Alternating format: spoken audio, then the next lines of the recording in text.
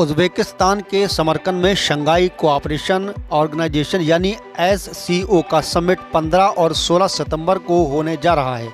SCO का सदस्य भारत भी है और भारत नरेंद्र मोदी इस समिट में शामिल होने जा रहे हैं। इस समिट में चीनी राष्ट्रपति शी जिनपिंग, रूसी राष्ट्रपति व्लादिमीर पुतिन, तुर्की के राष्ट्रपति रेचेप तैयब अर्दोआन और ईरान के राष्ट्रपति इब्राहिम रईसी भी शामिल होंगे। समरकंद में एससीओ की बैठक में अलग से प्रधानमंत्री नरेंद्र मोदी ईरानी राष्ट्रपति रईसी से मिलने की खबर है।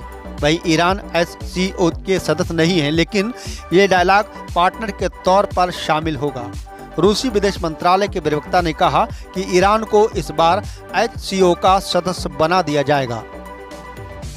पिछले साल की रईस ईरान के राष्ट्रपति बने हैं। वहीं समरकंद के पीएम मोदी की रईसी से मुलाकात होगी।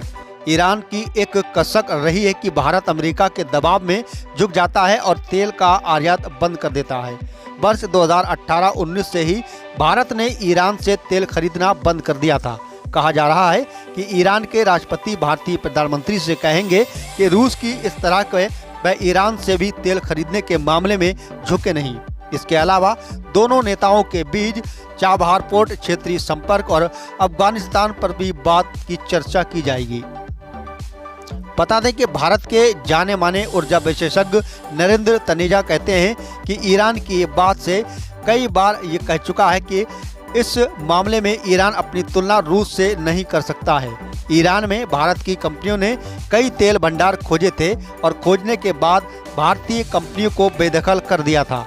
भारत का पूरा निवेश बर्बाद हुआ है। इसके अलावा ईरान के चाबहार को लेकर भी ईमानदारी नहीं दिखाई, बहुत कम धीमा रखा और चीन को भी ज़्यादा तवज्जो नहीं दी गई। वहीं तनेजा कहते हैं कि ईरान हमारे लिए अहम देश है। मध्य एशिया पहुंचना है तो ईरान ही जरिया है। अफगानिस्तान में भी अपने हितों की रक्षा ईरान के जरिए ही हो सकती है। इस बार पीएम मोदी और इब्राहिम रईसी मिलेंगे तो कई मुद्दों होंगे जिन पर बात हो सकती है। बता दें कि इसी महीने 5 सितंबर को ईरानी विदेश मंत्री हुसैन आमिर ने भारतीय विदेश मंत्री एस जयशंकर से फोन पर बात की थी। इसी दिन भारत में ईरान के राजदूत एस जयशंकर से भी मुलाकात की है। रूस से भारत का तेल आयात बढ़ रहा है। 24 फरवरी को रूस ने यूक्रेन पर हमला किया था और उसके बाद से भारत का तेल आयात यहां से बढ़ता गया।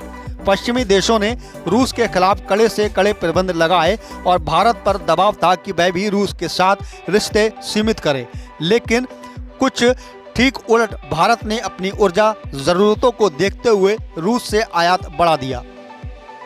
दूसरी तरफ यूक्रेन पर हमले के बाद यूरोप के देशों ने रूस से तेल और गैस आयात में कटौती करना शुरू कर दी। ऐसे में रूस को दूसरे खरीदार की जरूरत थी।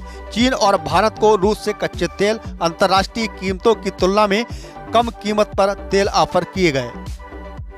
भारत और चीन इस मौके की तरह लिया और रूस से आयात का दायरा बढ़ा दिया। भारत ने पश्चिम देशों के दबाव में खारिज कर दिया और स्पष्ट कह दिया कि उनकी प्राथमिकता बढ़ती महंगाई को नियंत्रण में रखना है। इसीलिए रूस डिस्काउंट वाले तेल का आयात बंद नहीं करेगा।